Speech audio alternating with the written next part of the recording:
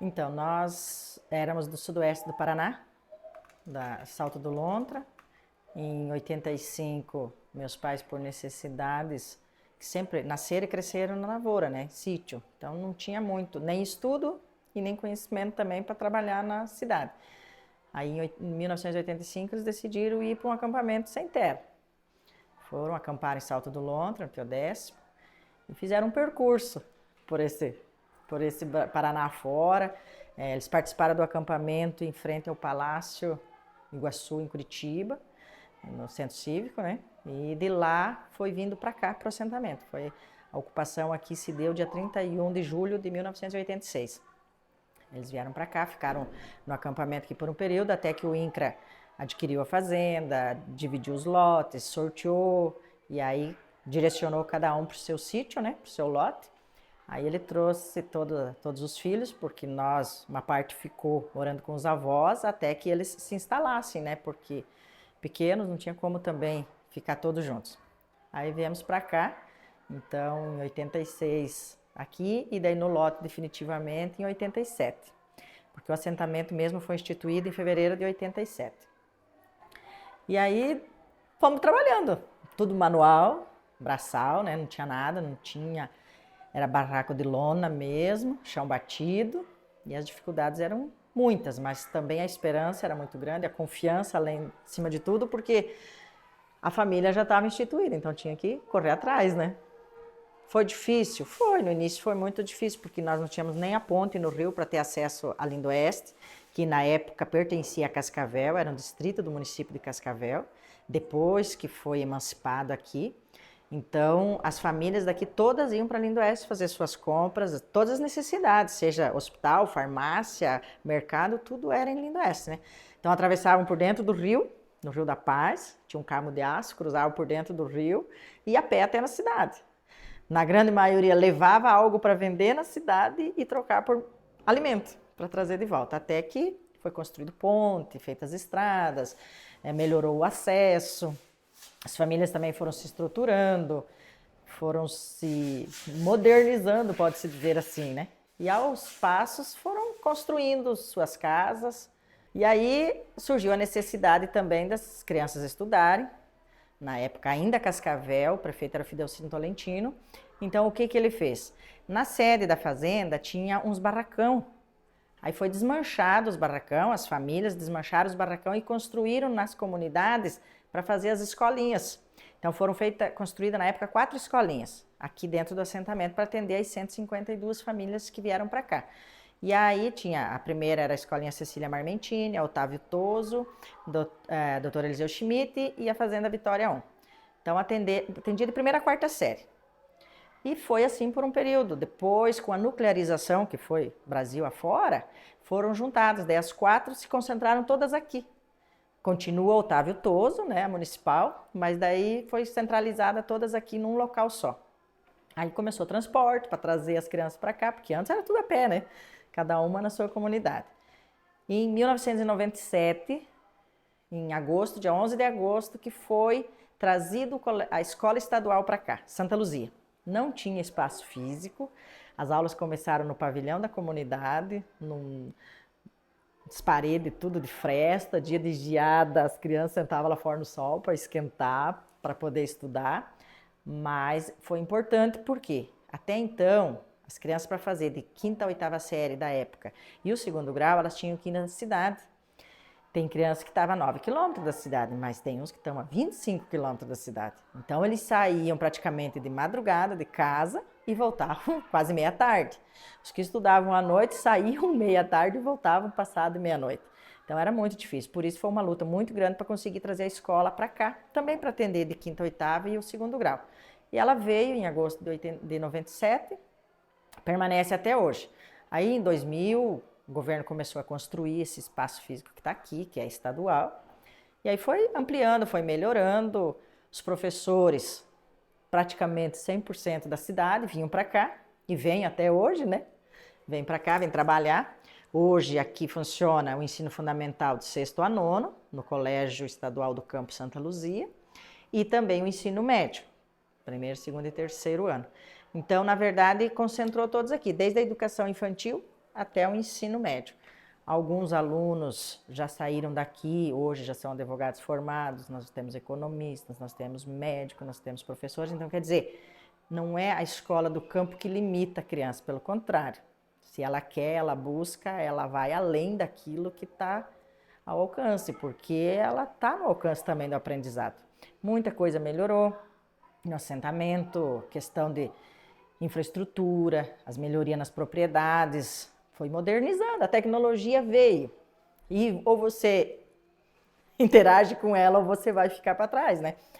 Então tem muitos que talvez não conseguem acompanhar a tecnologia, eles fazem uma parceria. Faz uma parceria com o vizinho, o vizinho tem um trator, então o vizinho planta para mim, eu troco serviço com ele, eu contribuo. E assim foi avançando.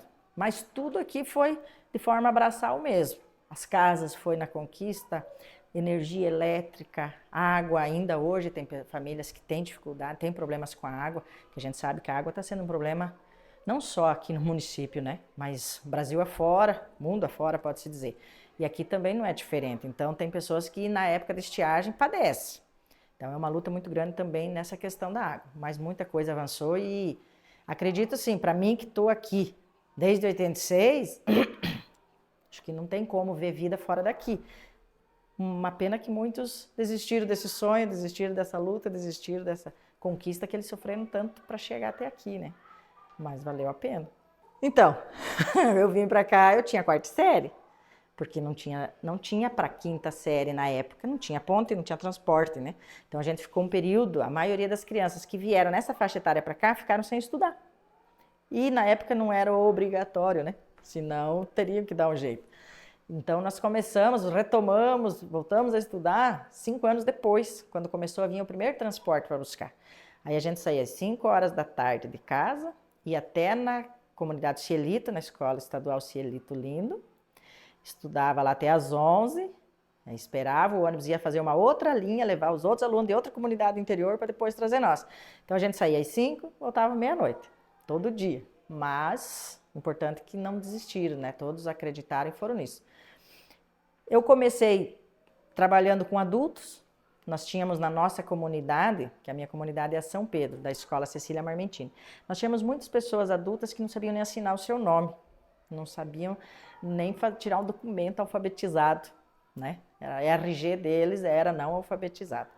E eles sentiram essa necessidade e na época o Movimento Sem Terra tinha uma proposta para trabalhar com a alfabetização de adultos.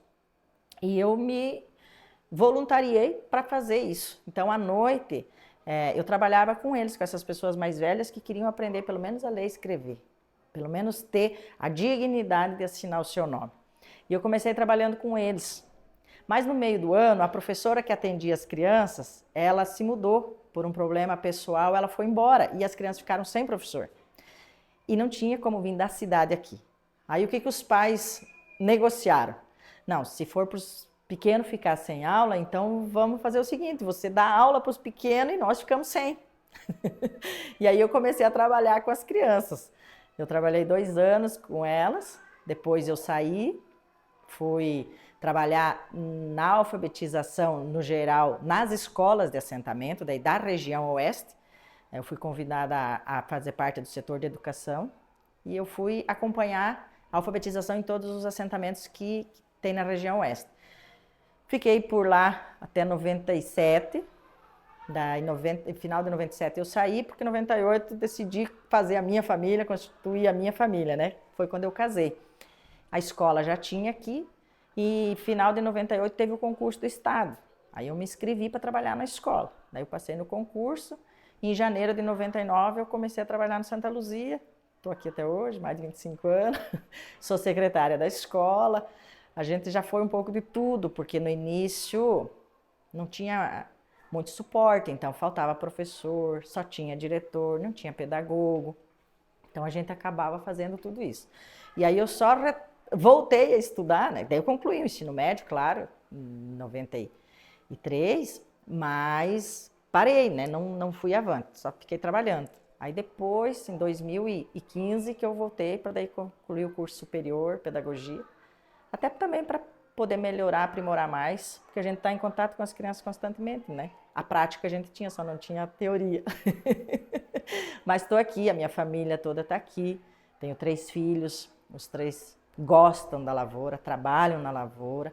A gente se estruturou pensando nisso, né? O meu marido trabalha com agricultura e eles amam de paixão. O mais velho fez colégio agrícola, ele não fez o ensino médio aqui, ele fez o fundamental, aí foi para o colégio agrícola em Francisco Beltrão, que Cascavel não tinha até então. Então ele fez o colégio agrícola e no final do ano ele concluiu agronomia. E o segundo filho foi para o colégio agrícola também, terminou o ano passado o colégio agrícola, decidiu dar um tempo que para ele disse que para trabalhar na roça já tá bom. E o menor está aqui no 7º ano, estudando aqui. Então os 3 passaram por aqui desde a educação infantil até agora. Mas eles, graças a Deus, acho que a gente incutiu neles esse gosto pela terra, pela produção, pela planta, pelo alimento. E eles estão aqui por gostar mesmo. Um com 20, já na casa dos 23, o outro com 19 e o outro com 12. Meus pais, que eram os assentados, hoje eles moram comigo e já estão em idade bem avançada, já não conseguem se administrar sozinhos, né? Mas também permanecem aqui, não querem ir para a cidade por nada, porque eles falam, se o povo da cidade está procurando um espaço no interior para ter paz, o que nós vamos fazer lá na cidade? Se nós já estamos na paz, né? Eu falo, por mais que a gente teve muita dificuldade quando nós viemos para cá, porque há de convir que o Sem Terra era visto com uma certa... um certo, digamos assim, receio por parte da comunidade. Todo mundo, quando o pessoal chegava na cidade, ficava meio desconfiado, né? Estão vindo sem terra, são baderneiros, são arruaceiros. Não entenderam o processo, que foi uma necessidade que levou a isso. Essa fazenda em si aqui, ela é de 2.248 hectares. O dono dela tinha 9 fazendas iguais a essa. Ele era sozinho, nem família tinha. Qual a necessidade de uma pessoa só ter 9 fazendas, enquanto tantas pessoas tinham necessidade da terra para produzir, constituir suas famílias e criar, educar seus filhos? Então, mas a comunidade em si, na época, não via dessa forma. Então, teve um certo receio, um certo preconceito, mas o povo encarou de boa e foi indo. E Lindoeste se emancipou graças aos assentamentos. Hoje, Lindoeste tem 4 assentamentos.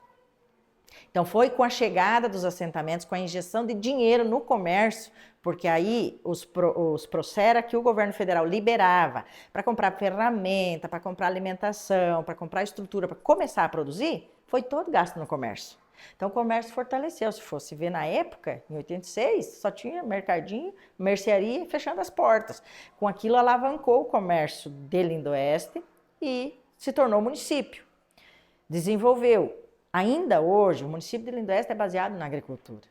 Nós não temos indústria no município. A fonte de renda do município é a agricultura. Muita coisa evoluiu. Eu posso dizer que, politicamente, meu pai foi vereador no primeiro mandato. Ele foi candidato representando o assentamento elegeu 2 vereadores daqui, né? Foi só 3 anos o mandato, porque como Lindoeste emancipou em 89, aí ele foi emancipado um ano depois do período eleitoral municipal, aí ficou só com 3 anos o mandato. Mas ele participou e a gente também sempre teve vida ativa na comunidade pela questão da representatividade também das famílias aqui. E Lindoeste foi avançando à medida que as pessoas foram percebendo a importância que se tem do coletivo, do se ajudar, do somar forças. Com isso foi instituída a Cressol em Lindoeste, em 97, ela veio para cá e se instalou aqui. O que é a Cressol? Hoje talvez pode ser diferente, mas para nós ela foi a porta de entrada para um recurso financeiro. Assim, nós não temos documento eterno, nós não temos nada de garantia para dizer assim, eu vou pegar um financiamento num banco para mim poder comprar uma máquina, para mim comprar qualquer coisa que seja. Porque os bancos não fazem isso sem ter uma garantia. E a Cressol, como era uma cooperativa de crédito familiar, ela veio e deu essa oportunidade. Então os assentados conseguiram, só com o contrato de uso daqui, conseguiam fazer empréstimo, ou para vaca de leite, ou para criação de suínos, para aquilo que ele mais se identificava também com a realidade do seu sítio, porque é muito variável, o assentamento ele tem uma geografia muito complicada, né? Tem lotes assim que são excelentes, são bons de água, são bons de plantio, são terras boas, tem outras partes que é muito quebrada, é muito dobrado, você não consegue descobrir o que você pode tirar dele para sobreviver. Então, aí com a Cressol foi alavancando também essa questão da renda e outras cooperativas que também teve aqui. Teve a própria cooperativa do MST, que assessorou o pessoal, que fornecia os projetos para o pessoal conseguir recursos. Muitos investiram em bovinocultura de leite e outros em suinocultura. Foram poucos no início, poucos que foram com lavoura, porque era tudo dobrado, teve que entrar máquina pesada para abrir, para destocar, para até fazer produzir. De início, começou a produzir milho para semente. A cooperativa Ocepar, que é produção de sementes de milho, ela investiu muito aqui no assentamento também com a produção. Por quê? Porque aqui tinha muita mão de obra. E o milho para semente é tudo manual. Era plantado, ele tinha que colher as espigas descascadas. Você não colhia com palha, você tinha que colher ela já descascada e ela ia para a cooperativa toda descascada. Então dependia de mão de obra. E o assentamento dispunha disso, porque as crianças, os filhos estavam todos aqui ainda, né? Então também foi algo que fortaleceu muito e que fez com que as famílias se desenvolvessem. Aí outros depois começaram com o bicho da seda, aí foi para fumo também, teve produção, uns com hortaliça. Então teve uma variedade, de início muito alimento produzido aqui dentro. Hoje está mais concentrado em leite, soja, milho, trigo, mas para o município em si, isso foi uma contribuição sem medida, sem medida. Se você for ver, o comércio se desenvolveu a partir dos assentamentos, com o que surgiu. E eu acredito assim que Lindoeste, principalmente com essa BR cortando, pode-se dizer, por dentro da cidade, talvez ela ainda possa muito mais do que ela imagina. Ela tem capacidade de avançar muito mais, mas à medida também que as pessoas entenderem o processo e entenderem como se... Porque o problema de Lindoeste é assim, se eu vou mexer com uma coisa, todo mundo quer fazer aquilo. Se um vai abrir um comércio de um ramo, todo mundo quer fazer aquilo. Não há assim uma organização para dizer assim, não, nós vamos desenvolver isso, quem fica com isso, quem fica com aquilo. Porque, querendo ou não, as pessoas ainda são muito individualistas, né? Muito eu, meu, e aí isso prejudica, isso atrapalha, isso mexe com qualquer coisa que queira se desenvolver, né? Mas a gente está sempre aí, está ativo, está sempre participando, presente naquilo que for preciso, naquilo que a gente tem condições de contribuir também e, com certeza, para o bem do município. Porque eu falei, é como eu disse, nós estamos aqui, não pretendemos sair daqui, meus filhos estão aqui, pretendem continuar aqui, então eu tenho que trabalhar para garantir o melhor lugar para eles. E assim, quando eu trabalho para garantir o melhor lugar para eles, eu estou garantindo também o melhor lugar para os outros, né? Porque se tiver bom para todos, não adianta estar bom só para mim, né? Tem que estar bom para todos.